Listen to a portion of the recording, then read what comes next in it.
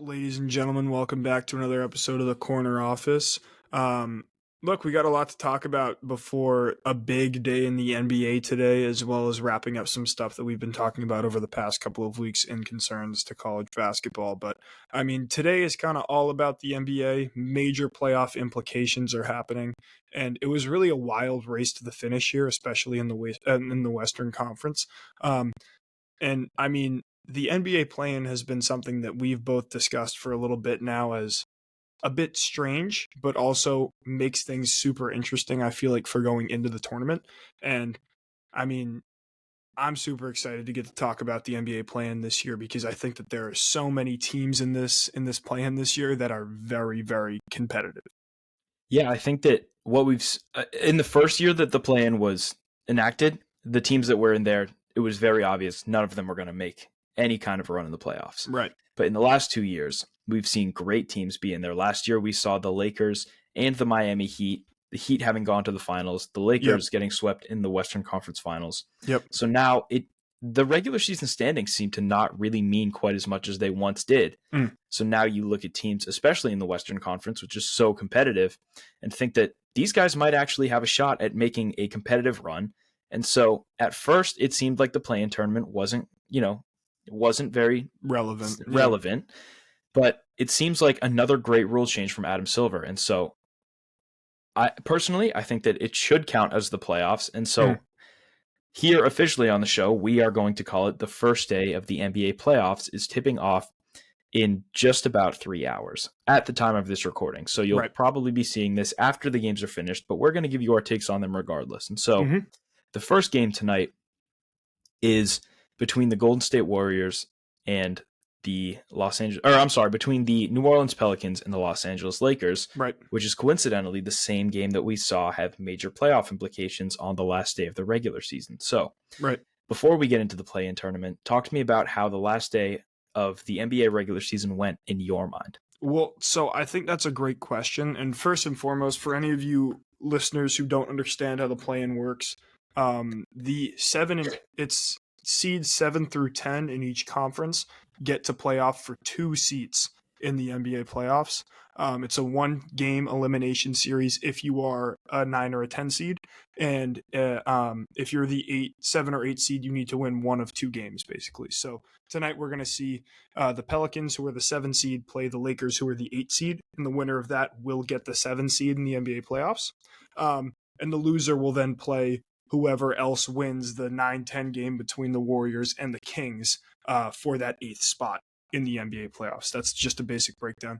But this Western Conference was absolutely absurd to end. On the last day of the NBA season, you had every single team within the 5 through 10 range who could have jumped into the playoffs. The Warriors had 46 wins, Kings had 46 wins, Lakers had 47, Pelicans had 49. Suns had 49, and they're safe from the play-in. And then the Mavs and the Clippers both had 50 and 51, respectively. So this is the first time that we're seeing 4 teams in the play-in all above 500. And 2 of these teams are 10 games above 500. If you look at the Eastern Conference, you have the Hawks and the Bulls in the play-in, and the Heat, who are also 10 games above 500 in that 8 seed. But the Hawks and the Bulls are both well under 500. So that just goes to show you how competitive this Western Conference was all season long. You also had the battle for the 1 seed between the Thunder, the Nuggets, and the Timberwolves, who all went into the final game of the regular season with a slight chance to get that number 1 seed. If the Thunder won, which they did, they would inevitably be the one that was crowned the champion in the regular season of the Western Conference. And thus you have the Nuggets at the 2 seed and the Timberwolves, who lost in the final day, as the 3 seed. But that being said, it was a fantastic and crazy final day in all of the NBA. The Knicks jumped into the 2 seed in the Eastern Conference as well over the Milwaukee Bucks. And although the East was kind of more stagnant, there was a lot less movement. You also have the 76ers, the Pacers, and the Magic all finishing at 47 wins, with the Cavs finishing at 48. So, I mean, it was a very competitive season, I think, top to bottom. But this Western Conference is one that was just absolutely all over the place all year long. And I'm really excited to see these games happen because, as you said, the Pelicans and the Lakers just matched up, and it was a massive game for playoff implications. So, I mean, I think that the glaringly obvious question is you look at the Eastern Conference and you have the Boston Celtics, who have a 14-game lead over the second-place Knicks. Right. And then you look at the Western Conference, where the Oklahoma City Thunder are 11 games ahead of the 10th-place Warriors. So, in terms of just conference breakdown and like from a skill perspective, to me, that shows signs of the Western Conference being much better top to bottom in terms of skill, which I do hate to admit because I feel like over the past few seasons, the Eastern Conference has had kind of the benefit of the doubt in the skill conversation in terms of being a better conference. But as of this season, it seems that has flip-flopped entirely. So what do you think contributes so much to the gap in skill between the Eastern and Western Conference? And do you think there is one? I mean, I think it's been the West the past 2 years at least. Maybe not going back more than that. But right. That being said, I was referencing before that. You just have so many MVP candidates. Like, you have 3 guys in the Western Conference right now who will be all NBA first-team players. Nikola Jokic, Luka Doncic, and Shai Gilgeous-Alexander. Well, those are the 3 leading candidates for the most valuable player trophy this year. And then you got guys like LeBron James, he's in his 21st season, but he's going to be a huge draw. And Anthony Davis, and they're just the star power that is in the Western Conference right now. Kevin Durant on the Suns, Zion Williamson on the Pelicans. Like, you can name Kawhi Leonard and Paul George on the Clippers. You can name so many star players of this generation that play in the West. The 10-seeded Warriors still have Steph Curry and Klay Thompson. Like, there are so many great players. Domantas Sabonis almost averages a triple-double. Then you go into the to the Eastern Conference, and obviously you have the Celtics, who have been the best team in basketball all year.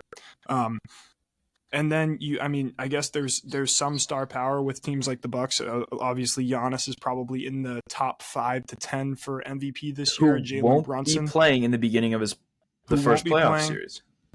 But you got a lot more young, like, fringe stars, fringe all-stars who are leading teams, like a guy like Tyrese Halliburton, who saw his first all-star appearance this year, a guy like Paolo Banchero on the Magic, who did the same, and then like guys who are probably in that top 10 to 15 range, with like Donovan Mitchell leading the Cleveland Cavaliers and Jimmy Butler leading the Miami Heat. So like the top-ended star power that's in the West right now is just superior to the East. And I also think that the 76ers losing Joel Embiid midway through the season kind of made the race for the Eastern Conference title very much. It was a one-horse race from before the All-Star break, in my eyes. But maybe if Embiid doesn't go down, you have a much more competitive race because he is an MVP caliber player. But that being said, like, this Eastern Conference just was not on par with the West this year. And the West was a lot more interesting, and they won a lot more games. I mean, you got a team like the Houston Rockets, who would be the number 9 seed in the East right now, playing in the play-in, who is sitting at home after going 500. Like, that's just unheard of to me. So let's look at this first game. Or, I'm sorry, okay. I want to look at the second game first, between the Warriors and the Kings. Fine. You look at this, and to me, I think of the playoff series from last year. Went 7 games. Game 7 was incredible. Awesome series. It was a great series, top to bottom. And I think that it is very evenly matched in terms of the way that the two teams play and in terms of the skill gap. Yeah. But, and I personally, I think that the Kings do have a little bit of fire left in them from last year's series. So I look at this game, and I think that it's going to be the game of the night, in my opinion. Okay. I think that's very possible. And I'm very excited to watch, but I want to hear your predictions of how you think it's going to go tonight. I mean, both these teams, they split their regular season matchups, so they both went 2-2. The Kings have really struggled this season to hold leads. They've lost multiple games this season where they had 20-point leads going into the second half, and they just let teams back in. I think De'Aaron Fox kind of regressed a bit this year, or maybe it was just because the West was so competitive that he wasn't overwhelmingly an all-star caliber player like he was in years prior. But that probably, like, that potentially doesn't matter as much as Golden State just has so much playoff experience and firepower with guys like Steph Curry and Draymond Green and Klay Thompson, and like these guys who have made clinical runs for multiple seasons, and it's really hard to count out the Golden State Warriors in any circumstances. But also, I think that the best player on the floor and the most deciding player will probably be Domantas Sabonis. He should have been an All-Star. He is going to be an All-NBA player, or on an All-NBA team this year. He may be the first All-NBA player to not be an All-Star. Averages a double-double. And if he has a big night, then there is the potential where this Kings team can get it done against this Warriors team. That being said, me being a cynic and liking the Kings a lot means that I have a feeling that this Warriors team is going to win, because it's not what I want to see happen. And I really am not a Warriors fan. I would love to see them go home, because the Kings they're kind of my second team in the NBA right now, I think. Well, and they were all, like, if you've Correct. stuck around with us since the beginning, they have been our second team, just as we did with the Detroit Lions this year before this time last year, right. And maybe our first episode. Right. We stated very clearly the Kings are our second team. We love the Kings, and we absolutely still do to this day. Yeah, and I think they had a bit of a disappointing season this year. For sure. But I think that you and I will most certainly be pulling for them in this game. Agreed. But also, like, Mike Brown is coaching against Steve Kerr, and they were on the same coaching staff for so long. Like, they're going to know everything about their coaching style, which is fine. And I just think it's going to come down to superior play. And because of that, I think that the Warriors just have too many weapons. So let's talk about this second game. Okay. I will finish up with a question. That's fine. But first, it is an interesting matchup. We saw them go at it on Sunday. Was that the last day of the regular season, I believe? Sunday? We're talking Pelicans-Lakers right Pelicans-Lakers right now. Two, again, I would say pretty similar play style teams going against each other. Mm-hmm. For me, I think it comes down to the way that Zion Williamson and CJ McCollum play. Yeah. Because if they don't play well, then the Pelicans don't have a chance against this Lakers team, in my opinion. With the no Lakers with no Brandon. Keep going. Yeah. And so this Lakers team's very experienced. Obviously, this Pelicans team isn't, and have had good playoff series in their past couple of seasons, but haven't quite been able to put together a run. And Agreed. So if they can get through this game, then they will be hot going into the playoffs. And they're a team that not a lot of people want to play against. They're a very difficult first-round draw. Yeah. So it comes down to those two players finding their game and playing well for me tonight. Okay. And I think that you're going to get a very LeBron and AD kind of game. Austin Reeves will be that third option. Yep. And I think that you know what you're going to get. But with this Pelicans team, you're not always sure what you're going to get. So that's what it comes down to for me. Yeah, I've seen the Lakers play like they're a top 4 seed in the Western Conference this year, and I've seen the Lakers play like they shouldn't even be in playoff contention. They've been very hot and cold for the entire season. Even in this game, they were very hot and cold. Or even they played the Grizzlies like the night before they played the Pelicans, and they almost lost that game where they just let a team that was worse than them back in. But that being said, you cannot count out a guy like LeBron James in the playoffs. And the way that him and Anthony Davis really imposed their will in the last matchup on Sunday, I think that will, or on Saturday, I think that will be indicative of what the game is going to go like today. Brandon Ingram is going to play in this game, so they're going to have the 1-2 punch of Zion and BI, which is big. And a guy like Herb Jones is a fantastic defender, somebody that will probably be taking the matchup of either LeBron or Austin Reeves during the course of this game. But that being said, like, I think there was a lot of conversation about the Lakers like intentionally losing here. I don't see them doing that. I don't see it. I think that their best chance, because especially having seen last year's success, being that play-in team and going as far as they did, keeping, I mean, obviously not the same core, but they have most of the same guys returning from that season last year. I don't think that this Lakers team looks at themselves as a play-in team. I think that they know what their ceiling is, and if they can play to their ceiling, I think that they're very confident in what they have. Yeah, I don't disagree with any of that take, but like the people were considering them intentionally losing in order to avoid the Nuggets, because I think a lot of people, including myself, think the Nuggets are the best team in the Western Conference, and especially from a matchup perspective, they're much better. They match up much better with the Lakers than the OKC Thunder do. Like the Thunder don't match up with the Lakers well at all. But that being said, like I was talking to a couple of my teammates and they were like, yeah, I think that the best chance the Lakers are going to have against this Nuggets team is not in the Western Conference Finals. It's going to be, when you got guys like LeBron and AD with fresh legs, and when you got these guys who like are older and probably haven't played, more extensive, it's a long ass season. So like these guys are like getting worn down, and their best chance to beat the Nuggets is to play them immediately. Which is why I think a lot of us were considering the fact that they would try and win this game in order to get the Nuggets and possibly get them out of the way so that they had a more smooth sailing towards the Western Conference Finals. So I don't see them intentionally losing this game. I also think that like the implications of a loss here are much bigger than people anticipate. Because if they lose, they're going to have to play against a team like the Warriors or like the Kings to stay alive. And those are two really, really good teams. Yeah, for sure.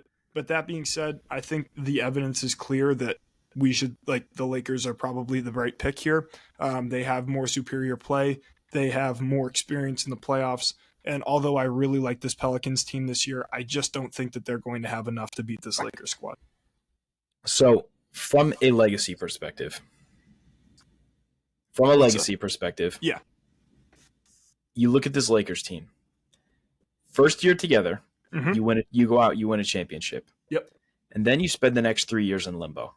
Yep. When you look at this Los Angeles Lakers legacy between LeBron, AD, that big pairing that we saw over COVID, what do you think they will leave behind as a team? Do you think that they'll be remembered as a winning team, or do you think that they'll be remembered not so much as a losing team, but as a team that won in a season that was a throwaway? I think that the second one is probably more indicative of what public opinion is going to be of this Lakers team. But that being said, I think that they had a real chance at being competitive again if they didn't fight injuries. The fact of the matter is LeBron James is 38 years old, and Anthony Davis isn't young either. These guys are aging pieces, and they were aging when they went to the Lakers. People knew that they were out of their prime. So the fact that they got a ring, period, I think is enough for me to think that the legacy of this team is that they're winners. But I can't really say that they've been disappointing. I feel like they've played to expectations. You know what I mean? I don't know. It's a tough question because it's hard to discount the fact that they did win a championship, aside from the fact that it was in the bubble, which would probably be the perfect scenario for them to win a championship. Right. But that being said, they're in the Western Conference, which is very competitive right now. They'd probably be a 5 or a 6 seed in the East. I'd have to recheck the math there. But they've been consistently above 500 every single year, aside from the one where they missed the playoffs, and they continue to win. They went to the Western Conference Finals last year, so I don't really know if you can call them a losing duo in LA. Are they at the caliber of Shaq and Kobe and Magic and Kareem or even the other LeBron teams that we've seen? No, and God, no, it's not close, right? I'm taking LeBron and Kevin Love and Kyrie Irving, or LeBron and Chris Bosh and Dwayne Wade over this LeBron and AD and whoever else fits the mold, D'Angelo Russell team, any day of the week. But that being said, I think that you would have to categorize, considering the fact that they got Banner 17 up, a success in LA for them to bring in LeBron and win. All right, so let's move over to the East now. We spent enough time on the West. Yeah. First, I don't know what the first game is tomorrow night, but I'm going to start with the 9-10 game again between the Chicago Bulls and the Atlanta Hawks. Mm-hmm. To me, it seems pretty easy. I've been a hater of this Bulls team. I've said that Chicago is the worst place to play in the NBA right now. I will stand by that.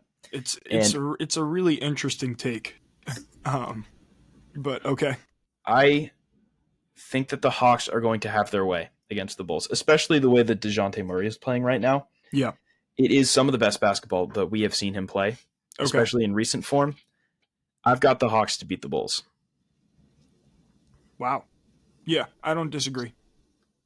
All right. I don't have much to say on that. I think that Trae Young and DeJounte Murray are better than this Bulls team, who just looks like they want to be done playing basketball at this point. Billy Donovan's probably gone by the end of this year, too. That'd be my guess. Yeah, me too. So let's move on to the more interesting game out of the two. Okay.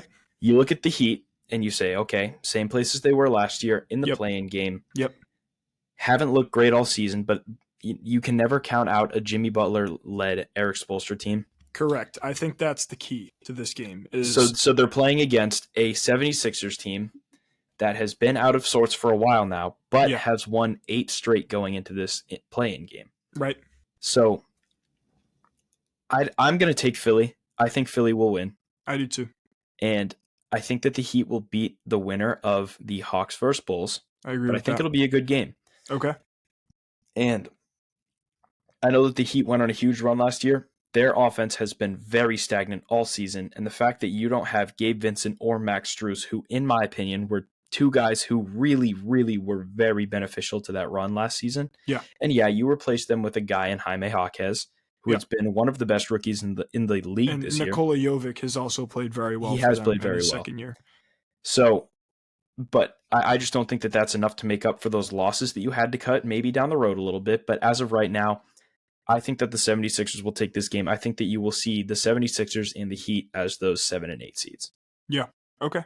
I think you're exactly right. I think that the Miami Heat will probably lose this game tonight to the Philadelphia 76ers, which would inevitably mean that they would be matching up with the Boston Celtics, which would take years off my life if they got the 8 seed. But that being said, I think that Miami's biggest weapon, and people have said this before, in the NBA community, is Eric Spoelstra. He is one of the best coaches in the NBA. He's proven it time and time again, but tonight he is facing off against an equally good coach in Nick Nurse with a fully healthy roster. And I think that could pose some problems for this Miami team that probably hasn't played their best basketball thus far in the year. I would love for Miami to lose out of the playoffs entirely so that the Celtics do not have to see them. We don't have to deal with them. We don't have to hear anything about them ever again. That would be the dream scenario. It really would. Is it going to happen? Probably not. Probably not. All right, so let's move out of the NBA and let's move back into NCAA. We'll wrap up our conversation from last episode about John Calipari. Here we are. You listed to me 5 or 6 coaches and had me say whether I was in or out on them. Yep. And there were some big names. Mm-hmm. Baylor, Illinois, Marquette were all coaching candidates that potentially could have found their next destination being Kentucky. Lexington, yeah. And we completely missed the mark. Yeah. Kentucky hired the head coach of BYU, and yes, they had a good season, but I do want to hear your thoughts on it. It was kind of a head scratcher. I did not foresee that being the next move, but I do want to hear your take on it. So Mark Pope is going to be the next head coach of Kentucky men's basketball. It feels like a strange hire, I think, for a couple of major reasons. The first reason being he was clearly not their first option, right? Their first option, they wanted Dan Hurley. And they tried to buy Dan Hurley with a boatload of money. A contract that he could not refuse. I think they gave him $100 million over 7 years, which would have been absurd amounts of money. But he denied and he declined and he stayed true to UConn, which is what he said he would do. And I applaud him for that because honestly, that's a lot of money to turn down. And then obviously you have Scott Drew from Baylor, who is their second choice. And he also declined for whatever personal reason. He said he's a man of God, and I think that he said that his calling was to coach at Baylor, and he wanted to continue to stay with that program. think that it has to do with what we talked about on the last episode. Okay. Personally. But that's just for me to say that I'm right about it. Yeah, so I mean, it feels like they started to run out of options. A lot of these doors that were looking open to start this recruitment period were starting to close, and you get to Mark Pope down your list, who has had a solid tenure at BYU. He's turned a program that was a losing program into a winning program, is a former Kentucky Wildcat alumni, was on the 1996 championship team that was coached by Rick Pitino. So it is kind of an in-school hire, I guess you could say, because obviously he used to play there. He is, an alum of the program. He clearly has a lot of love for the Kentucky program. He seems like he's very excited to take on the challenge, and he is a good head coach. He's certainly a good head coach. He's just not very experienced as a coach. Agreed. And I also think that he is going to struggle to keep recruits here, which you've already started to see.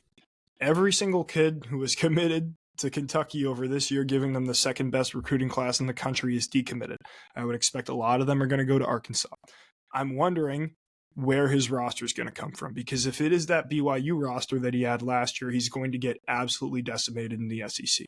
Decimated. Correct. Absolutely. So he's going to need to do a lot of work in the portal to get some guys who have some experience to his team, and also start to hit the recruiting market, because he's going to have to keep some of these commits in the program if he wants to be successful next year. Because right now, like Cal said at Arkansas when he had his press conference, there is no team at Kentucky. At Arkansas. Well, at Arkansas too. But there's also not a team at Kentucky right now because everybody's gone. So I think you'll continue to see some of those guys that you would have expected to stay. I don't think Reed Shepherd is declared for the draft yet. He definitely will. Big Z's gone. Billy Richmond decommitted. Boogie Flan decommitted. Like a bunch of these guys who you were expecting to probably decommit and follow Cal have already started to do that. And I'm really interested to see how many players he can get in. Dejan Wagner hit the transfer portal. Like, it's not his team yet, Mark Pope, and he's going to have to build that from the ground up. Right. So I look at Kentucky right now, and I think that they're kind of throwing in the towel for the next couple of seasons. Okay. I do like Mark Pope as a coach, but I just don't see it being a successful transition from a legendary coach such as Cal to a coach who isn't distinguished at all. I see it being almost like a transitionary coach until they can find someone who is a little bit more experienced and has like a stronger recruiting pull almost. So you think he's just an empty suit for a couple of years before they find someone else they can bring in? I do, yeah. Okay. Unfortunately, but I do think that is the case, and I would expect the next couple of years to be a down year for Kentucky. But I mean, then again, who knows? He is a good coach. He's proven that he doesn't need the best talent to produce a good team. Yeah. So maybe they'll come out and surprise everyone. I don't think that anyone thinks that they'll be like a top 10 seed or a national title contender. No. But I mean, I think that success for Kentucky would be a well over 500, like maybe a 20-win season would be success for Kentucky this year. If they could make a tournament berth, that would be a success, I would say. Real. Yeah, for sure. I don't see it happening. I think that although Kentucky is a program with a massive winning resume and a program that has years and years of success, you can only rely on that so much with the coaches that you bring in. And although Mark Pope has done a good job at Brigham Young University, like it is a strange hire for, a kid who committed to play for John Calipari to go play for a guy who just coached, BYU, which is, it is a Power 5 school. It's a great school.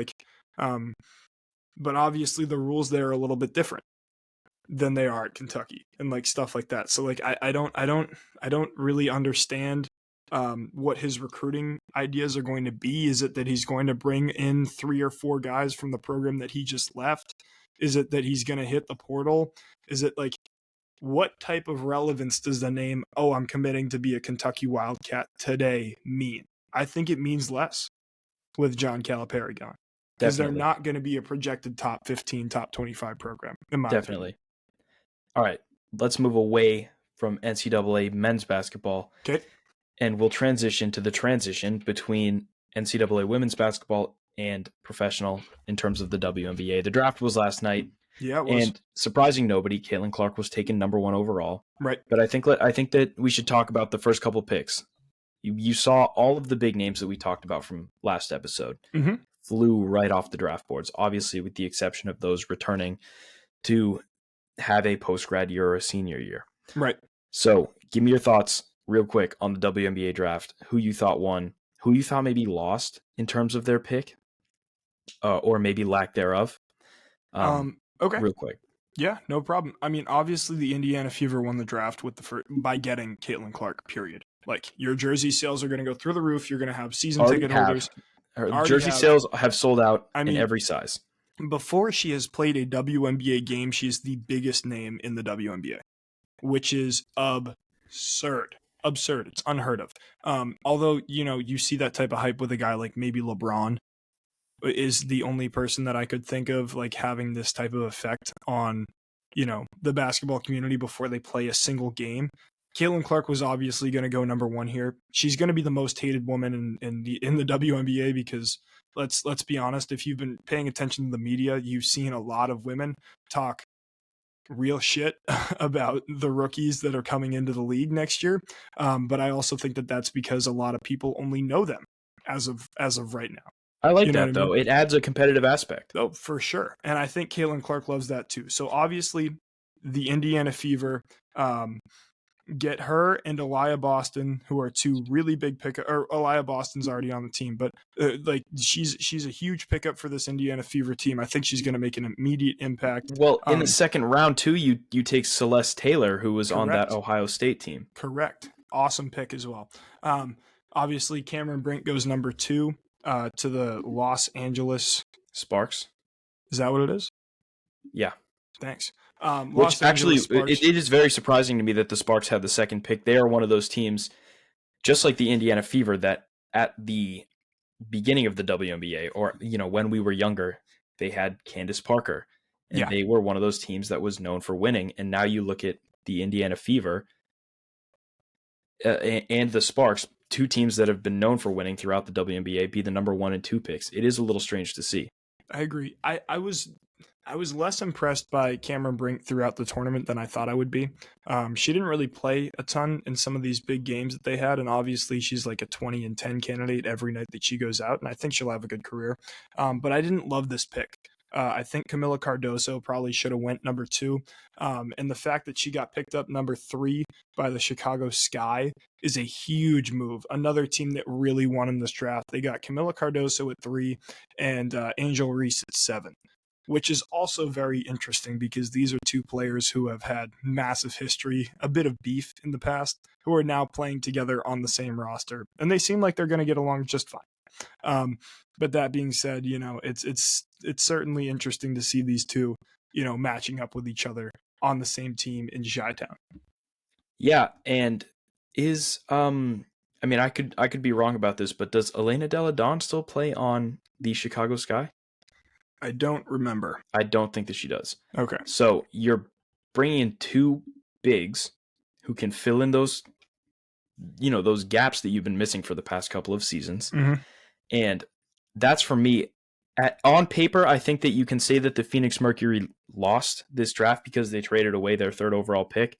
Yeah. But at the same time, they have, granted, an aging Brittany Griner. However, they didn't need a big to fill in. Their roster did not need a big. And so they trade away the number 3 pick, which ended up being Camila Cardoso. And now the Chicago Sky have arguably what will be 2 of the best bigs in the league, having, gotten their feet under them, but definitely 2 of the best talents from the big perspective in this draft class. And that's huge for them. I also like Aliyah Edwards going at 6 to the Mystics. It's a good pick. They were one of the worst offensive rebounding teams in the country last year, and they get a fantastic offensive rebounder who played phenomenally well for this UConn team in their Final Four run this year. Man, can you imagine if Paige Beckers was in this draft class? This is already supposed it would be the best women's draft class of all time. It's already supposed to be the best women's draft class of all time, but it's quite, It's something to think about, is that she's got another year eligibility and she's going back to UConn. Yeah, and it is interesting to me. I think I would probably have done the same thing if I was in her shoes, obviously. For sure. Had a torn ACL and missed an entire season. Now this next college season is going to be all about her. And especially with the men's teams winning in the past couple of seasons, I think that she wants to be the face of UConn basketball, and I think that she will be next year. Yeah, I agree. I mean, I also think with NIL money and stuff like that, there's no real reason to rush over to the WNBA. She Caitlin Clark is making more if she stayed at Iowa than she is playing for the Indiana Fever, and it's not particularly close. And obviously she's gonna win off endorsement deals, and the fact that she's going to be making money off jersey sales and all these types of things. But there's no reason to not go back to school if you're potentially going to the WNBA draft, because especially if you want to as much in any other draft class, Paige would have been the number one pick. Agreed. Agreed. So I think that she does want that, and credit to her. All right, so we're going to wrap it up there. Yeah, that's all I got. We'll be back to do a little playoffs preview. Actually, it'll probably be a huge playoffs preview later on this week, trying to get it out before Saturday, which is when the NBA playoffs tip off. But until then, this has been the Corner Office. I'm Jack Byrne. And I'm Alex Penders. Corner 3.